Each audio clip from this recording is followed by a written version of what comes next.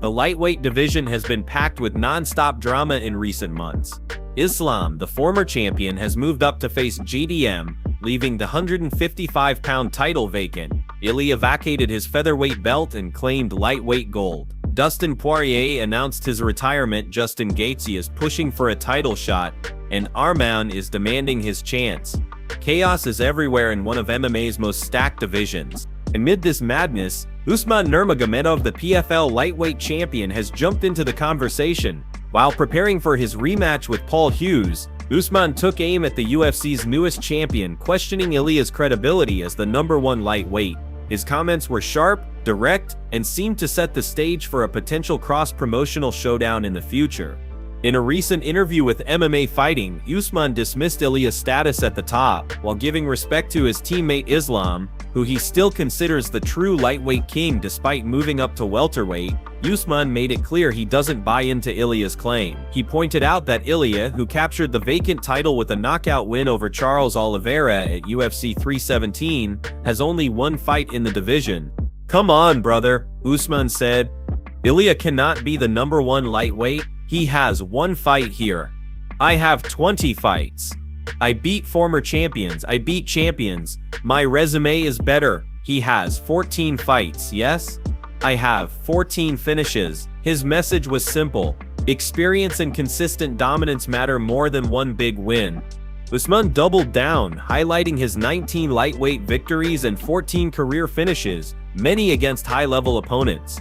In his view, Ilia's UFC belt doesn't erase the fact that his resume is still thin compared to veterans who've spent years climbing through the division. This sparked a bigger debate. How legit is Ilia's lightweight throne when weighed against fighters with a deeper body of work? To be fair, the UFC is widely regarded as the toughest proving ground, and Ilia's knockout of Oliveira was undeniably impressive. Still, Usman's point stands. Proven success over time should not be ignored. Usman closed by reinforcing his mission. "I have 14 finishes in my career," he said proudly. With Ilia sidelined until 2026, Usman sees an opening. If he beats Paul Hughes in dominant fashion, he believes he can stake his claim as the best lightweight in the world, whether or not the UFC crown says so. Before moving to the next news, we have one quick request for you. We're constantly working on improving our content to earn your love and support. That's why we'd truly appreciate it if you could take just a moment to leave a like on this video, subscribe to the channel, and hit the bell icon so you never miss an update. Move on to another news. The stage is set for one of the biggest fights of the year. On November 15, 2025 at Madison Square Garden, UFC 32 will feature welterweight champion JDM defending his belt against former lightweight king Islam. After 4 dominant title defenses at 55 pounds, Islam vacated his belt earlier this year to chase 2-division glory. The move came after JDM shocked the world with a stunning upset win over Belal Muhammad at UFC 3015, clearing the emotional roadblock of Islam's friendship with Belal. JDM's performance against Muhammad was spectacular. He showcased elite striking, crisp combinations, and the ability to neutralize one of the division's toughest wrestlers.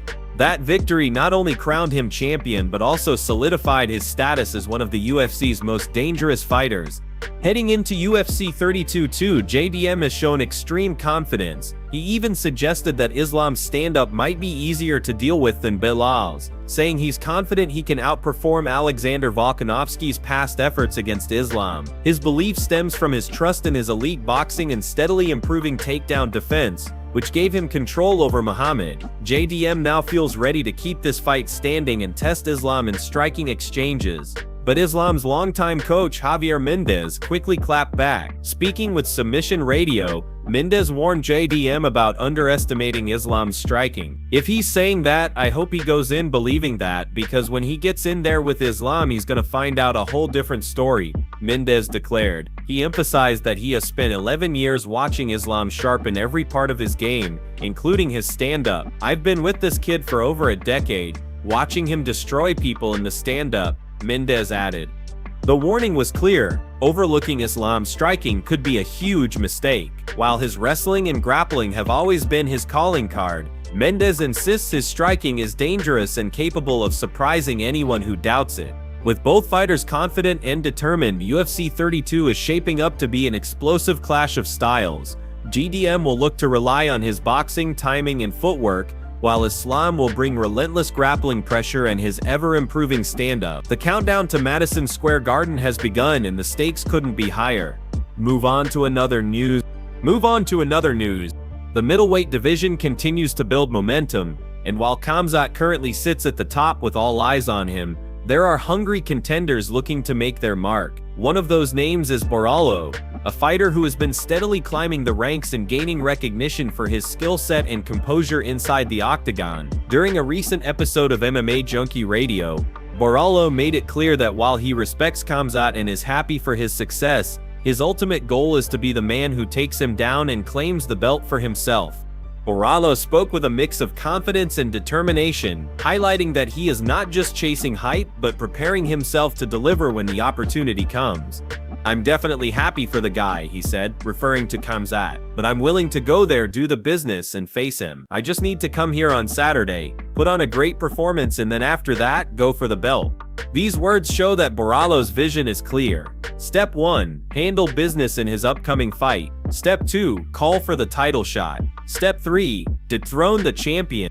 The road, however, is not easy. Before he can even think about a fight with Khamzat, Borralho must first get past his current opponent Nazard Emol.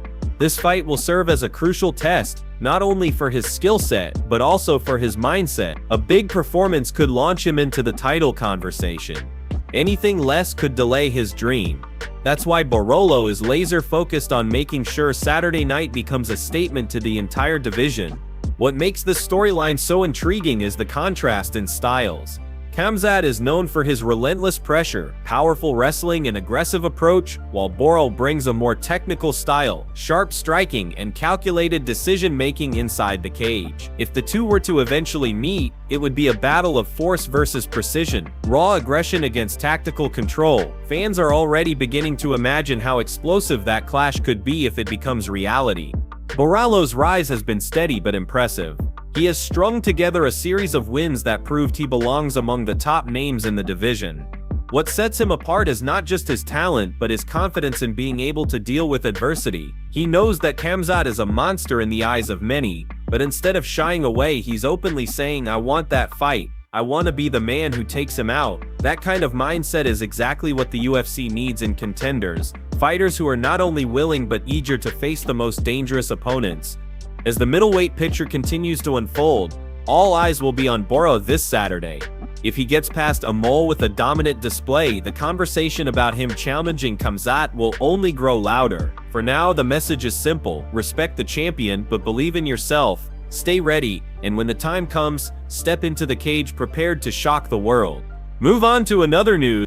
The UFC is heading back to Qatar, and it looks like fans are about to witness an absolute banger. Paulo Costa has officially agreed to fight rising star Shara Magomedov, better known as Shara Bullet, at the ABHEA Arena on November 2. This matchup is already generating huge buzz, as both fighters bring unique styles, big personalities, and the potential for fireworks inside the cage. Costa made the announcement himself on social media, posting on X that the deal was done. His message was simple but powerful. "Was offered Shara Bullet in Qatar. It looks fun. I said yes." That's all it took to light the MMA world on fire. Costa, who is never shy about stepping into high-risk fights, has once again shown that he is ready to face anybody anytime.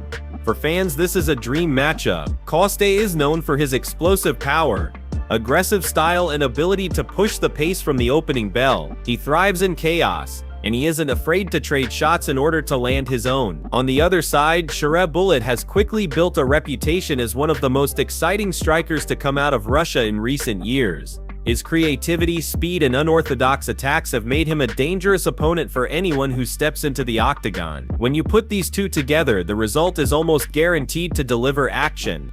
The setting only adds to the hype. UFC Qatar is already shaping up to be a massive event, and putting Costa vs Shara Bullet on the card brings even more star power. Fans in the Middle East have been craving a high-level showcase, and this fight promises just that. Costa's name value combined with Shara's surging momentum is a perfect recipe for excitement. Costa's decision to accept this fight also says a lot about where his mindset is right now. After ups and downs in his career, including big wins and tough setbacks, he remains motivated and eager to prove himself against the new wave of contenders. Taking on Shara Bullet is no easy task. It's a dangerous matchup that could either catapult Costa back into title contention or give Shara the kind of high-profile victory that instantly changes his career trajectory. As for Shara Bullet, this is the type of fight he has been waiting for. A chance to test himself against a proven top-tier opponent like Costa, under the bright lights of a major UFC card. If he can handle Costa's power and pressure, and if his flashy striking can hold up against the Brazilian's brute force, then he could establish himself as a legitimate threat in the division. But if Costa's raw strength and experience take over, Shara may find himself overwhelmed in the heat of battle. No matter how you look at it, this fight screams fireworks. Two fighters who love to strike, who aren't afraid to take risks, and who carry a reputation for delivering highlight moments. Paulo Costa versus Shara Bullet in Qatar is the kind of matchup that fans live for, and on November 22nd we'll see who truly rises to the occasion. Move on to another news. UFC Qatar just locked in another thrilling matchup, this time a bantamweight showdown set to deliver fireworks. Ilia Topuria, the older brother of reigning featherweight champion Ilia, will make his second UFC appearance against Behzad Al-Makan on November 22, 2025 inside the Ali bin Hamad Al Attiyah Arena in Doha. Already this fight is being labeled one of the can't-miss bouts of the card. Alexandre, known as El Conquistador, made his debut earlier this year at UFC 312 against Colby Thickness, coming in with a 100% stoppage rate. Many expected another finish, but this time the fight went the distance. Alexandre showcased grit, composure, and durability, pushing through a tough contest to earn a unanimous decision win. The victory extended his streak to 4 and proved he's more than just a finisher, but also a fighter capable of surviving and adapting under pressure. His opponent, Behzad Al-Makan, is one of the most dangerous bantamweights on the rise. With a professional record of 12-2 including 10 knockouts, Al-Makan boasts an incredible 93% finish rate. Earlier this year he stunned fans when he brutally knocked out former 2F winner Brad Katona, becoming the first man ever to stop him inside the octagon. That highlight reel victory sent shockwaves across the division, and instantly raised his stock as a knockout artist to fear. This matchup feels like a classic clash of styles. Alexandre brings technical skill, patience, and a grinder's mentality, proving he can win drawn-out fights. Al-Makan, on the other hand, is pure danger on the feet, carrying fight-ending power in every punch. It's the type of fight where Alexandre's ability to weather storms will be tested against Al-Makan's ability to end things in an instant. UFC Qatar is also stacking up to be one of the most exciting cards of the year.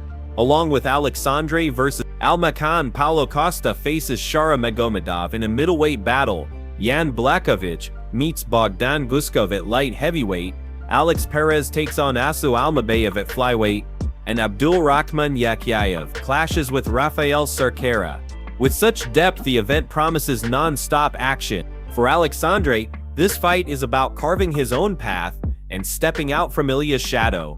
For Al-Makan, it's the chance to prove he's more than a knockout machine and establish himself as a true contender. On November 22, two hungry bantamweights collide in Doha, and fans should expect nothing less than explosive action inside the octagon. Paulo Costa has once again made headlines, this time by going off and calling out Khamzat in a fiery interview. While Costa may not be the frontrunner for the next middleweight title shot, the former title challenger isn't backing down. His words carried sharp confidence and the kind of bold energy fans have come to expect. During a recent sit-down with the Chimaev, Costa made it clear that his focus is locked on the top, and he has no intention of slowing down.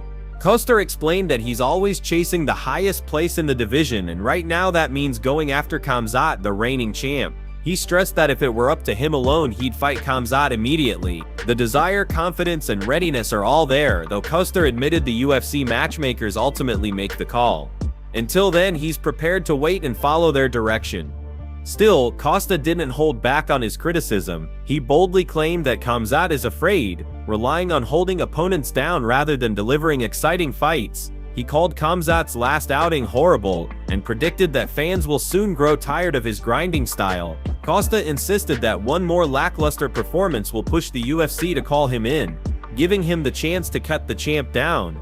With his trademark mix of humor and aggression, Costa reminded everyone that he's been calling for this fight since before his last bout. For him, it's not just another matchup, it's about proving he belongs at the very top and that he has the tools to dethrone the current king of the division. Costa's energy is impossible to ignore. His words stir the pot, keeping his name relevant even without a belt. While some argue he still has work to do before earning a title shot, his relentless trash talk and fearless pursuit ensure he stays in the conversation. As it stands, Costa is ready, waiting for the UFC and the fans to decide they've had enough of Khamzat's style. When that moment comes, he'll be standing by, prepared to step into the octagon and make it happen.